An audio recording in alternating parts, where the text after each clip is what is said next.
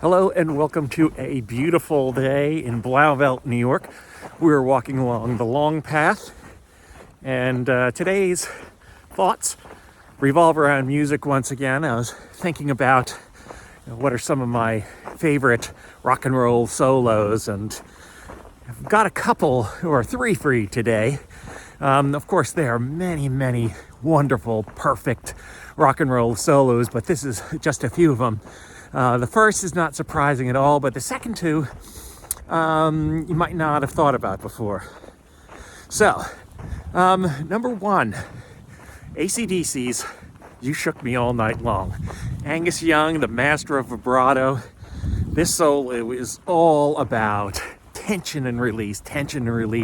When you hear that first bend on the G string, that just builds up so much. Where is it gonna go? And he releases it with a little tap on with the pinky, and then we get a nice descending run, and that leads us to this nice release. We reach a comfortable point, but no, that's not good enough for Angus. Then he starts building up the tension, this time with rising pitch, and he keeps building it, and then releases and builds and releases, until finally the solo drops down to reveal Brian Johnson's You Shook Me. So that's one that's just absolutely beautiful. I mean, if anyone's going to play that solo, you can't change a note in it. There's just absolutely nothing wrong with it. The second, a little more surprising. Now, first, I think you'll be wow, he chose that one. Second, of course he chose that one. Clarence Clemons, Born to Run. My goodness, what a solo. Yes, we're bringing out saxophone solos for this. And this one is just, again, absolutely perfect, with absolute brilliance right there at the end.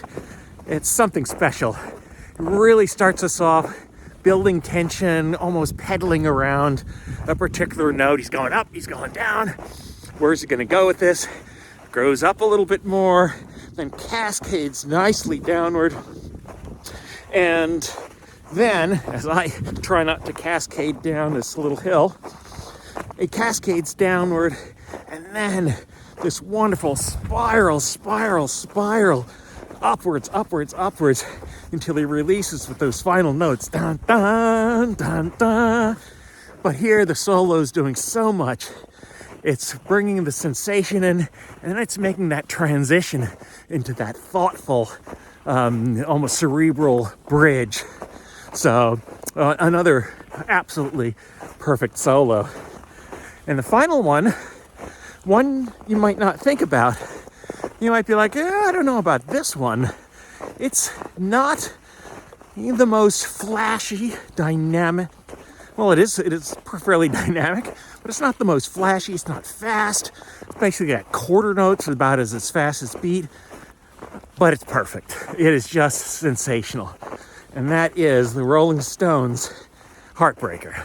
Not Led Zeppelin and Jimmy Page's Heartbreaker, but the Rolling Stones' Heartbreaker, where the song is fast, it's driving, it's chasing the boy right through the park, so to speak. And then it changes a bit, and it changes with the solo. The solo initiates this slowing down, this thought almost about, what's going on, what's happening. That bend just really initiates that solo perfectly.